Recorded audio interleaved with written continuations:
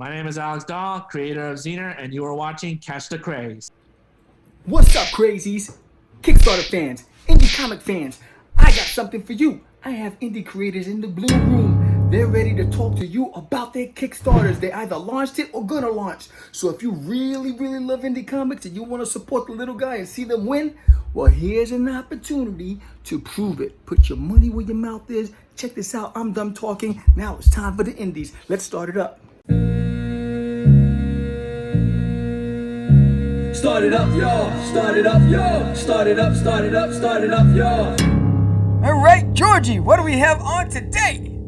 We got Alex Dawe of NRG Comics. Zener, Master of the Mind is his comic, and he's on IndieGogo. IndieGogo, so let's go. Get it! Hey, Georgie. Welcome to Catch the Craze podcast. I'm your host with the most, Sam the Crazy Man Vera, and I am with... George the Dreamer Medina. What up, Sammy? Ooh. Sammy, he's our guy. If he can do it, they will all die. I don't know. I'm gonna say. Okay, fine. I don't know what I'm saying. What up, bro? What up, bro? Josie. All right, not much. Chilling here. You know, we're about to get on the horn with Mr. Alex Dawe of NRG Comics. Yes. What's he got going on? Zener, Mask of the Mind. Or is it Master of the Mind? Master of the Mind, yes. Sorry, Alex. Screwed that one up for you. But yeah, that's coming up. Zener. Interesting title. Wonder where it came from. So NRG Comics, he's got a IndieGogo, right? It's an IndieGogo campaign that he's got going on. Yeah, all these crowdfunding campaigns. You got IndieGogo, you got Kickstarter. Yes. Woo. Oh, yeah. There it is. Yeah. So 2/11. So today's the 11th, right? Today is Thursday the 11th. Word.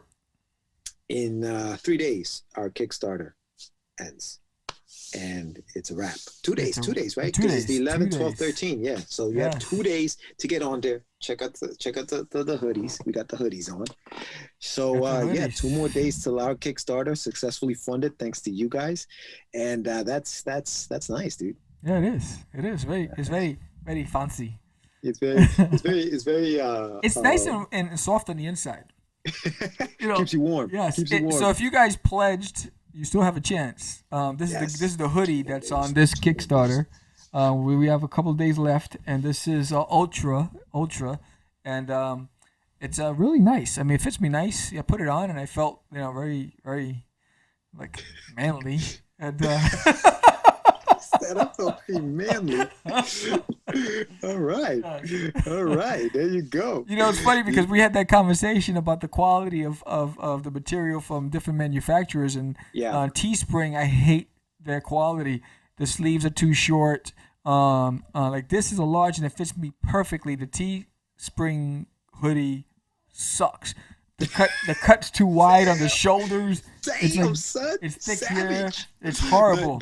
But you know what? This is a very good time to tell everybody that we are going to go live next week on Wednesday.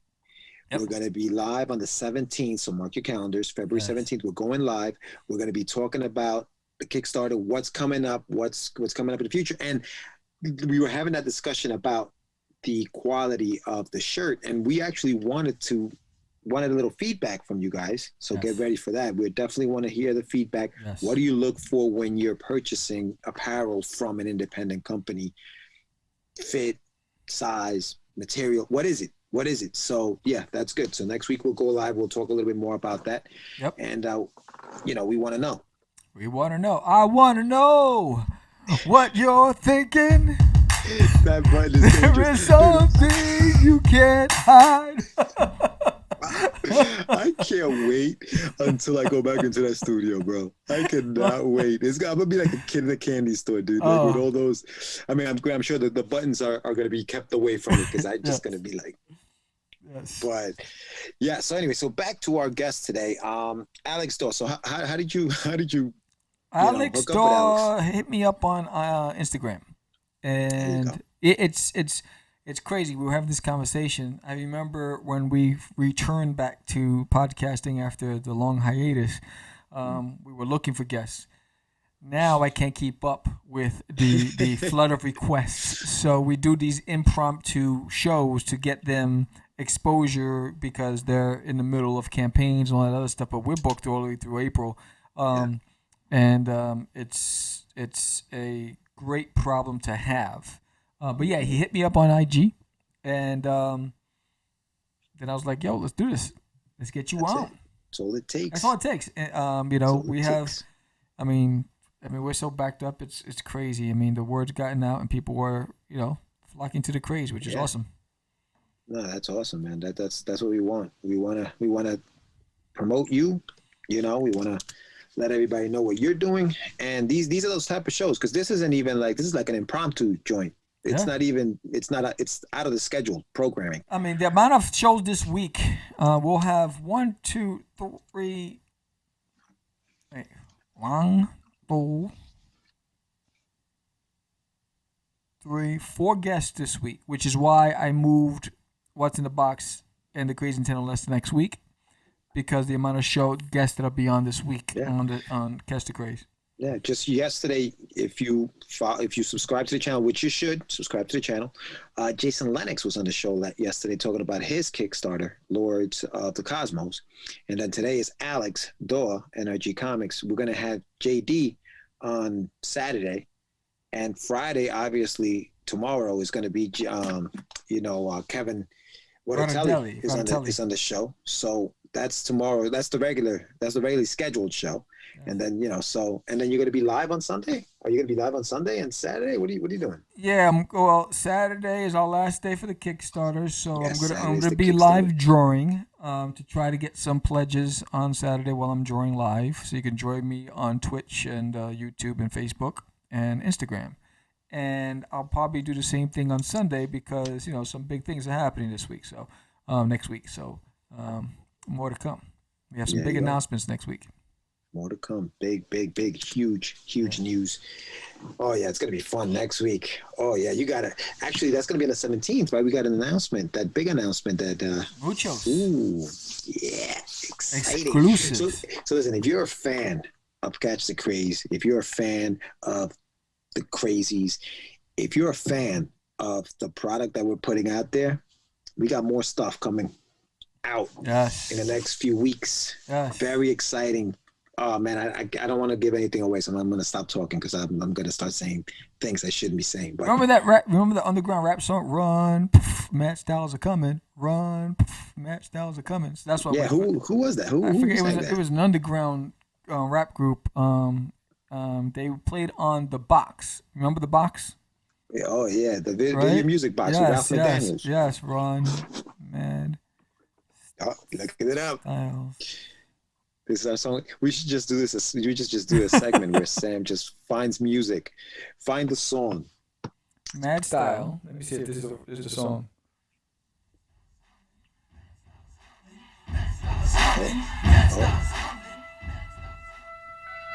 Yes, this is it. Mad Styles coming. Mad Styles coming. Mad Styles coming. Mad Styles coming. Exit.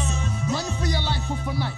Exit. Run for your life with a knife. Exit. Run for your life with a So that was the. That was violent back in the days, bro. Remember Onyx was violent too, man. Yeah, Onyx was definitely. Throw your guns in the air, bug like you just don't care. Yeah, wow. So I was like, I only have a water gun. I have a Nerf. Who was it? Sticky Fingers. Remember Sticky Fingers? Yes. He was one of them. Sticky Fingers. Yeah. Oh man. We got to talk. A true story. I was at a party. And they had the camera on me, and I was rapping "Throw Your Guns in the Air" by Onyx, and I was a little inebriated, and it's an interesting video to see. I saw it. I was like, man, I was young, and I have it. I'll show you one day. It was crazy. Yes. Good. I can't remember his rhyme now, but it's very. Sticky Fingers was always the one that came in. Like he was like the probably the best lyricist out of all of them, I would say, or maybe the most popular one. Maybe just the name Sticky Fingers just kind of stuck out. Yes. So with that said, let's go to our guest who's potentially in the waiting room, Alex, and we'll see you in a minute. Peace in the Middle East. All right, we're back with Alex Dawe, and he has an IndieGogo and getting ready to just get it going. And we're glad to have you on the show. Welcome. Thanks, guys. Thanks for having me so much. It's so awesome to be on here. I'm excited to meet you guys and talk about Zener. There you go. Excellent name, Alex. Excellent name. And for those watching, the name of the comic is Zener, Master of the Mind. Correct? Correct. Sweet. You were very gracious, and you sent us issue 0, which I read. Boom. Right. I was like, what the heck is going on? What's about to happen? And I think that's a good reaction to have when you're reading something like this. So I need to ask you, where did the idea come from? And what is Zener about? Well, I'll try to condense this long story that I can.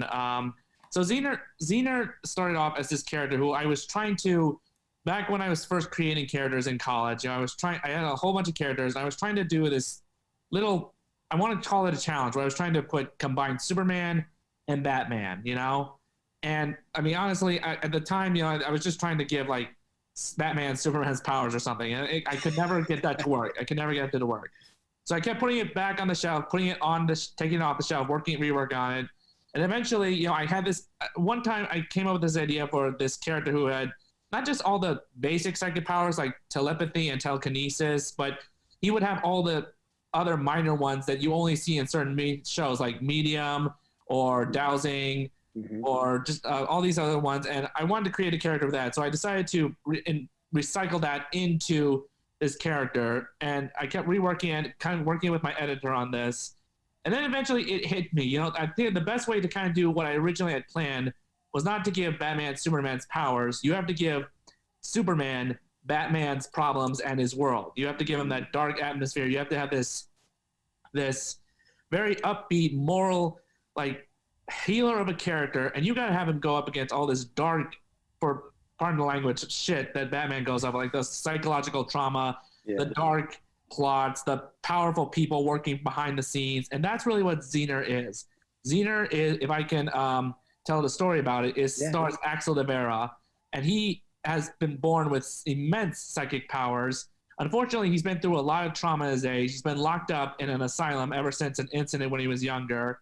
And he doesn't have the exact mentality to work his powers. And that kind of, with psychic powers, that's kind of the big deal. You need to have a strong mind to do that. But he has kind of a fragile mind. He has a kind of a fragile sanity. So he's a healer by nature. He's a doctor. He tries to heal people, tries to more help his villains than just stop them. He's not just going to punch them out and just clock out for the day. No, he's actually going to try and help them work through their problems. And really, he sees them as humans. But the problem is, because he's going through a lot of trauma, and that he has a lot of, this dark atmosphere going on, sees things, it's putting a stress on him, and it's not always working out the way he goes, In a lot of ways, Zener is his own worst enemy. And that's what we're trying to convey with this story, that we have this all-powerful hero who really is probably one of the best guys, the most caring person you will ever meet.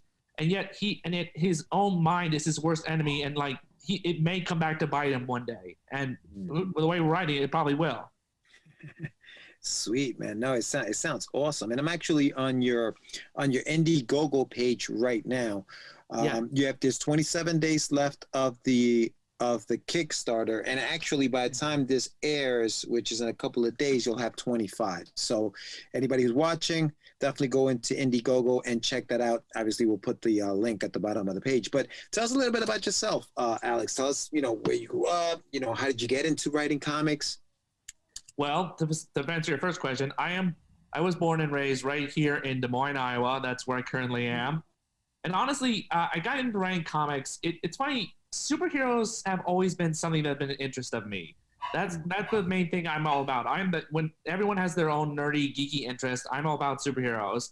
And this comes from a stand. I grew up in the 90s, and I was introduced to the Power Rangers, Batman, the animated series, all the works of Bruce Timm. And I just grew up with all those great superhero moments, and I always wanted to be a superhero, And honestly, I looked for ways so that I could. But when I couldn't realize I couldn't do that, I decided to do the next best thing, which was actually write superhero comics. And eventually I started coming up with all these ideas. And at first I tried to be an artist, but I realized somewhere down the road that writing stories was more of my idea. And when it comes to creating characters, what I like to do is what we at NRG like to do is we like to take something that's been done before, but we want to go about it a different way. In a better word, we subvert it and invert it. So we take an archetype or an idea or a power or a plot, and we just find a new ways to go about it. Like, what if it went this way, or what if he could only do this? You know, we try to find, because we try to be original as possible, which we know is very hard to do in this day and age because everything has been done to death a million times. But God damn it, if we're going to try. And Zener is one of the best examples of that because, like I said, he's an all-powerful Boy Scoutish Superman type character, but he is dealing with some very dark stuff that Superman would not deal with, and like he's a psychic powerhouse. You know, all this time you have these. Every superhero with psychic abilities, it's either just boiled down to telepathy or telekinesis, or sometimes elemental mental controls like pyrokinesis, like Dark Phoenix does. You know. Yeah. But with Zener, we really want to highlight all these cool psychic abilities that are just overlooked and you would only find on shows like Medium or I don't know, Supernatural. Things are just minorly put in there and then looked over. We want to show them that Zener can do those too. And where did the name come from, Alex? Zener. It's an interesting name. Well, the Zener thing is actually a real life thing. Let's see. The Zener cards are used in pseudoscience to test for telepathy. You probably will remember them from the opening scene in Ghostbusters when Bill Murray's like, right, yeah. And they were trying to guess the shapes, like the star and the circle and the square. And when I heard the name Zener, I thought that could be the ultimate psychic superhero name. And it also worked out too, because the Zener star card is what inspired his logo on his chest. Yeah, that's cool. Yeah, that's awesome, dude. That's fascinating. So, take me back. What was your first comic you ever read? Well, let's see. First one I ever read officially. It was the spin-off series to Batman the animated series, Batman Avengers, and specifically I remember this. It was the one where they included Deadshot. You know, he made his comic debut in the animated series through Batman Avengers, and I remember seeing that on the cover and just like, okay, Batman has this cool villain who's like this. I had to buy this, you know, and to this day, it's one of my most cherished comics, you know. I think I still have it. You know, I keep all my comics safely stored away, you know. Yeah. But yeah, so Superman and Batman the Adventure comics were really some of my first. But really, when I really started getting into comics wasn't into high school. And true story, it was actually on my 16th birthday. I was in the library looking for something to read during study hall, and my school library had this small graphic novel section. So I thought, okay, I like comics, I'll take a look. And actually, the comic that got me interested in comics, that got me started collecting, was Marvel's Runaways. You know, I thought it was a fresh take on the superhero genre because it wasn't necessarily about superheroes, but it had the same feel to it, in which these teenagers find out their parents are supervillains. And once I started reading the first volume, I had to go out and get more. And from there, I started reading Jeff Johns' Green Lanterns, and then Flashpoint, following the New 52, going into Rebirth. You know, I followed it for a long time. You know, so I always keep tabs on the superhero trends. I don't really collect a lot of comics now, but I always do keep tabs on them because a part of me likes to know what the fans are looking for, what they like, what they don't like, because NRG wants to really do good by our fans. It's made by fans, and we want to make the fans happy because we know there are a lot of disappointments with the Big Two sometimes. I mean, the Big Two puts out stuff like it's good stuff every now and then, but I think we want to actually make our fans completely happy, you know?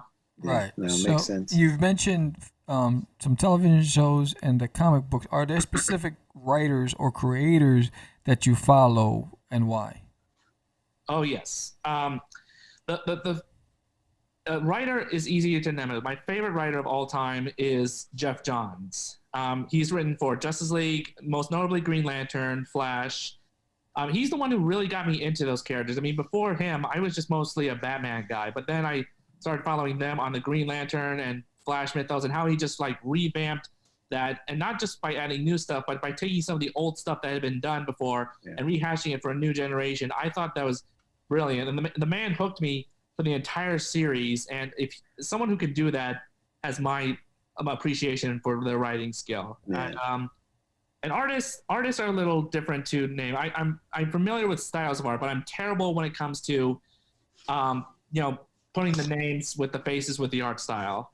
But one that always holds true to my heart is Bruce Timm, the animator for the Superman, Batman, Justice League, because like I said, his series got me into superheroes. So I always thought he had like a unique style that was perfect for capturing that comic book look, But another artist I love is it's hard to pronounce, like Steven Sejenik. He's this European artist who him as doing the Sunstone comics, or he does a lot of Switch When Dark, a lot of the Boom Studios comics. Right. And I just thought his art style was so good because he can do it like a basic sketch, and it will look like a complete drawing to me. And then when he like does the complete drawing and 4 details, it's like a painting. Right. And he can also write. He's also a very good writer. His stuff is just like, it has this humor to it. It's like, okay, I could see this humor happening in real life. I feel like this is a real life thing happening. Yeah. Nice. Yeah, that's awesome, bro. Nice. So how much of so you mentioned the creators in comics, but you've also mentioned like Supernatural and some TV shows. So what are some of the shows that you follow? Well, let's see. Some of the shows I keep tabs on are I do keep tabs on some of like the big 2 like superhero shows. Like one I kind of like, my favorites have always been is like the Daredevil series that Netflix did. Mm-hmm. I thought they had a good way of like showing Daredevil's career, like from like sweatsuits to costume. It almost felt like Smallville in a condensed form, Right.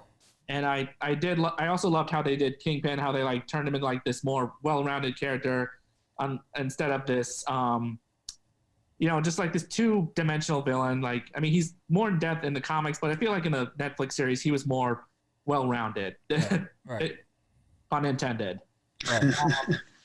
Let's see, but some other shows I keep tabs on, what I'm really interested in like these days is Stargirl, because I feel like everyone knows the Justice League. They're all familiar. They grew up with that cartoon show. They grew up with hundreds of generations of that, but they're not as familiar with the Justice Society. Right.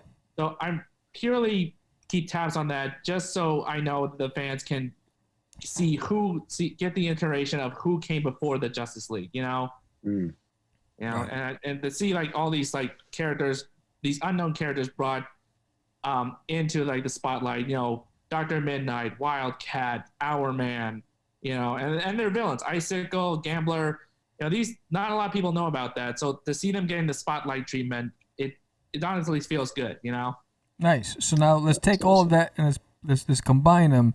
And how did all of those different genres and forms of creating, whether it's static to motion stories, how's those creators, how have they influenced you in the direction you take with your series? Well, the fact that I think the fact that we keep tabs on all these different mediums of storytelling allows us to look at our story in a way that says that it can be adapted into many forms of art, be it a cartoon show or a live action movie or TV show. We try to look at it like when we're writing stories. Like I should mention that Zener, the series, is being written by my editor because he had the style that I needed to write this. I did create the character, but he's writing it. But when we write it, we try to put it in a sense like this could happen in the real world if superheroes existed, but at the same time showing that this is still like a fantasy that everyone loves. That we have to capture that classic fantasy that people got into comics for, and again that it can be adaptable. Because not a lot of things can be adapted into live action or animated. People have tried, but with Zener, we want to see like a lot of what comes to mind, especially when I create characters, is how would they interact in a real world setting? Like who would play them, but how would they just solve a real life situation that wasn't superhero, like a war or like a gang territory or a disease? We tend to look at this, and then we also look at it, how it would affect them. So we're also looking at them as real people, not just superhuman characters. We're trying to treat them as real people, give them real problems. So we're trying to, we have to make them relatable so people will want to read them. So we got to make them as human and as real as possible. Yeah, no, I think that's important when you're writing something like this, because you do want to let the people connect to your character. I think that's important in writing, is when they connect with your character and the problems that they go through, you know, you find that commonality, and that's when you really get into the story, you know? Yeah, that's why people really, that's why I feel like Spider-Man is one of the best characters. Exactly. Yeah. It's like he was like a teenager with a lot of problems, you know, and like when Stan Lee first came up with him, they were like, no, you can't do this. You can't have him be a spider. You can't have him be a teenager. Like, you can't have him do all this. But Stan Lee pushed at it, and you know what? Spider-Man is without a doubt the most relatable character in all comics, you know? Yeah, that was the plan. The plan was everybody's doing, you know, these superheroes that nobody can be like. Let's do a story about a kid with superpowers and let him, you know, see what happens. And that's exactly what he did. Was he made him relatable. You know, he lost his Uncle Ben, and now what happens? You know, with great power comes with great responsibility, right? That was his whole thing. So yeah, no, absolutely agree. My question for you, and Sam, I don't know if you have another one, but I wanted to talk more about now at the Kickstarter. I say Kickstarter, the IndieGogo campaign, So tell us a little bit about the campaign. What will the pledgers get in the campaign, and you know, what are some of the perks? Well, I can just go like from down the line if you want me to, if that'll be okay. Whatever. Yeah, however you want to do it.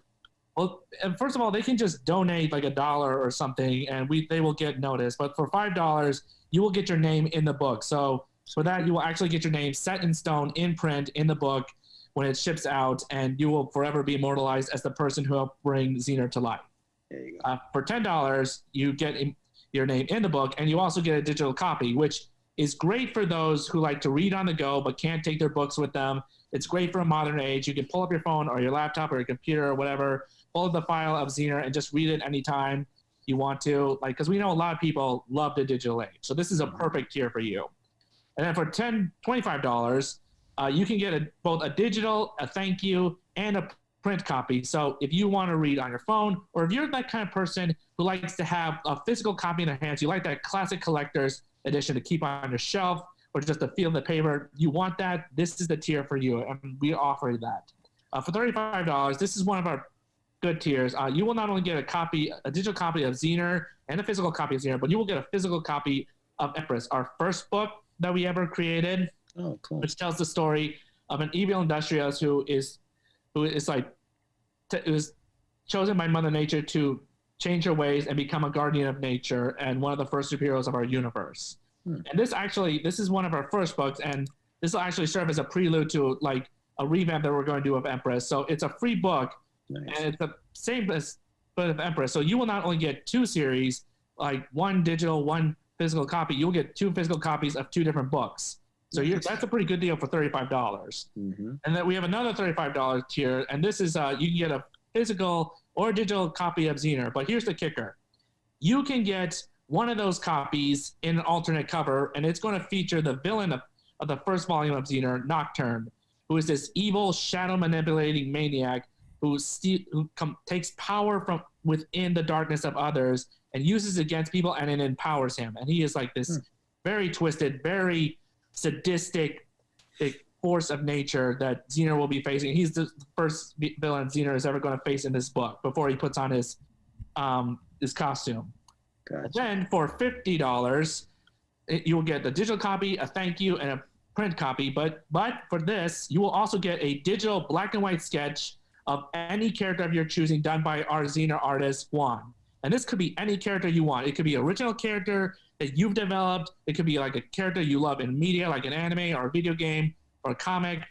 Or you could just have it be like a relative, or you could just have someone be a drawing of a relative you have or a friend you want to give it to a friend. It'll be a digital sketch done by Juan. It'll be anything you want. And for $50, you get all that. And this, our highest tier, this is actually selling like hotcakes, and it's very limited 10, so you want to get it as soon as you can. But for $100, you will get a thank you drawn into a copy. You will get a digital copy, a print copy, and you will be drawn into the comic.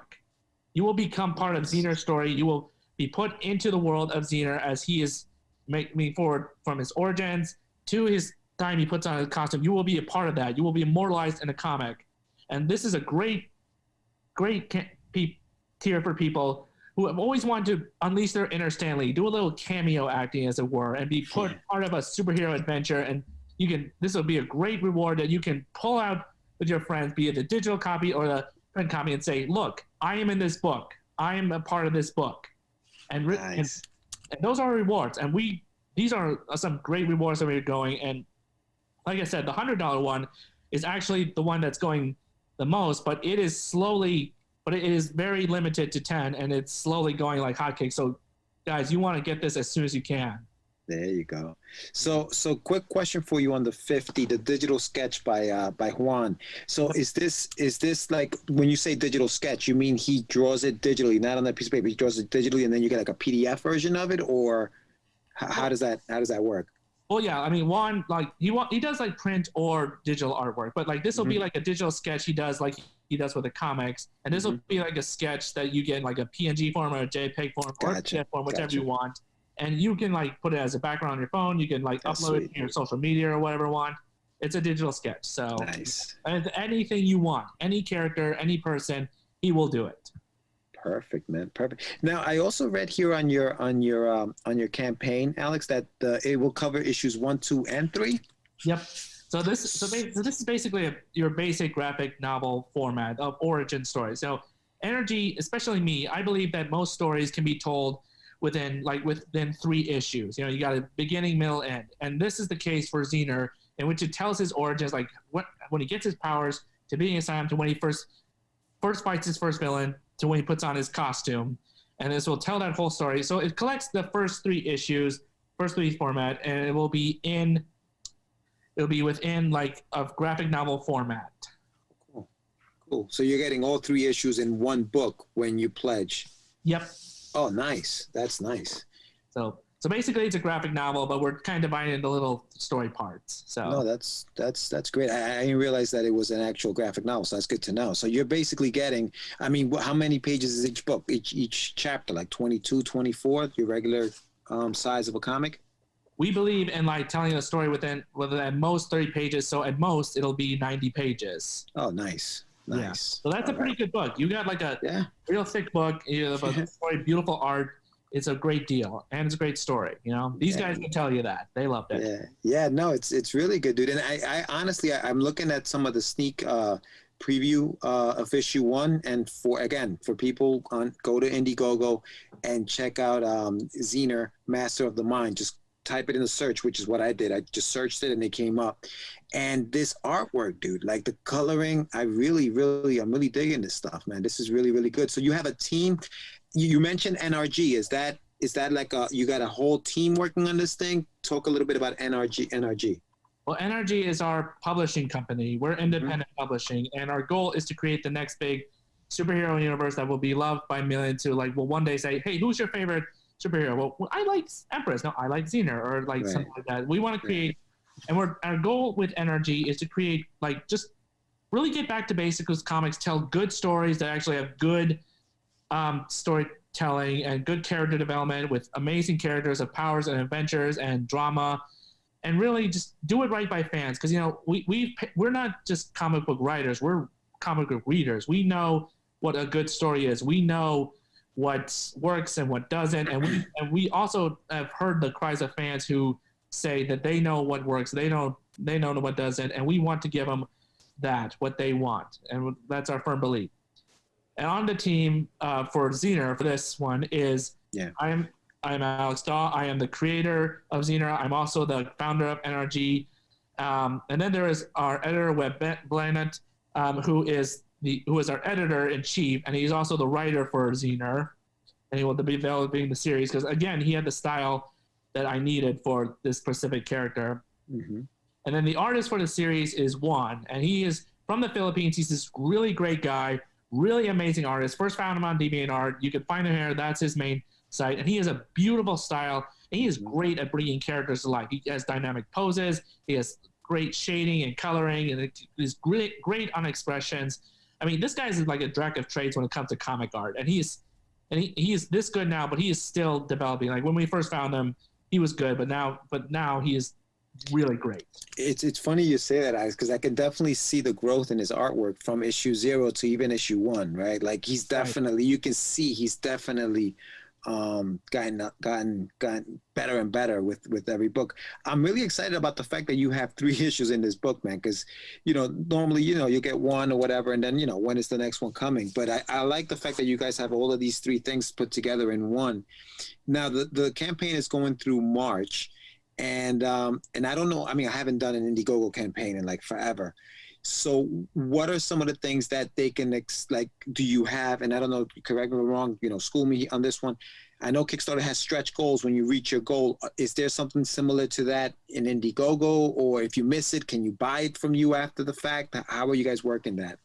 Well, yeah, IndieGogo, like my editors told me this, that IndieGogo is the place for doing comics, because they're like, it's similar to Kickstarter, but they're like for example, for like with IndieGogo, you can do stretch goals too. When you meet your goal, you can do stretch goals, and we do have some stretch goals planned. Good. We'd rather wait until we actually get to them before we do some.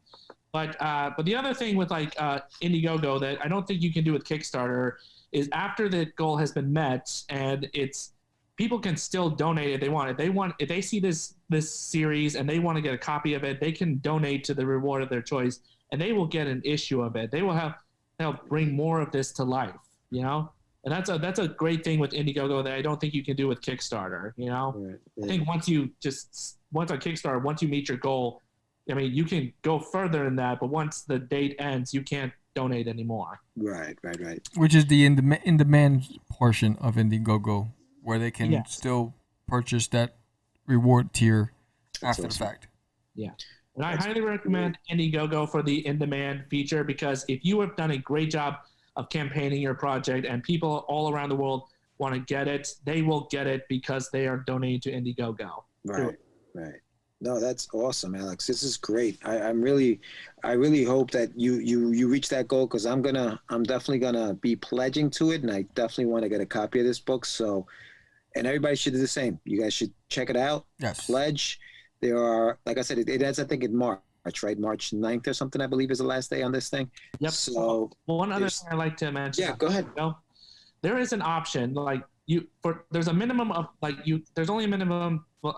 Usually there's a most of 30 days with how long you keep a project going. But IndieGogo offers a feature like if you haven't reached your goal yet, or if you have reached your goal but you still want to keep going, you can extend it to up to 60 days total. So, okay. So for now, the plan is to just keep it at 30 days, going to March. But if we don't meet our goal, or if we do and we want to keep it going for the stretch goals, we will extend it to 60 days total. Oh, wow. We'll put that Sweet. out for people. All right. No, that's good to know, because I thought it was just going to end and then that's it. But yeah, no. All right. So that's even better. Yep. So even more reason to get on there. Excellent, man. Thank you so much for talking to us and letting us know about the world of NRG, because I think that this is going to be great. I'm looking forward to seeing that Empress book too. Are you guys planning anything with Empress? Crossover with Zener? What's the plan? You guys any scoops? Oh, yeah. Well, so with Empress, the book that they're getting is the first one we launched, and our plan, like after we publish Zener, is we're going to kind of give Empress a soft revamp, because like we introduced her at a time where like we were still developing, and we have a lot more ideas for now that we want to do with her now. So what people are getting with this book is they're seeing what Empress is then, and then they're going to see what Empress is going to become now. And with Empress, we plan with Zener, along with this character, Toon Man, and I'm going to give you guys this exclusive right here. We're talking about Toon Man is a cartoon character who is banished to our world and ends up becoming a superhero of our universe. And with Zener, Empress, and Toon Man, they are the Fantastic Four that essentially creates the universe of our characters through which we explore and expand our universe. Look at that. You heard it right here. Exclusive on Catch the Craze, baby. That's right. Exclusive. Awesome. All right. Looking forward to that, Alex. I like the fact that you guys have big plans for your universe and NRG. So that's exciting. It's exciting to come on board on the ground floor, so to speak. Thank you. Well, I am always creating characters. We are always looking at the big picture, where we want to go. We like to aim for the stars, shoot big, because because we really want to do a lot with our characters. We want to take them everywhere we can. We want to explore them, create new stuff, revamp, visit old stuff, and just apply it to any medium we can. So we have big goals, and if you want to do big, you got to think big, Absolutely. There's no way to go but up. So if anybody wants to contact you, do you have a website? Do you have social media locations? Yes, we do. So we have a website at nrg-comics.com. But we are also on Facebook, Twitter, Instagram, YouTube, DeviantArt, where we do a lot of posting of our art. And occasionally we also have tapas and webtoon pages when we introduce new series. Like we use them to build up audiences. So you can find us there too.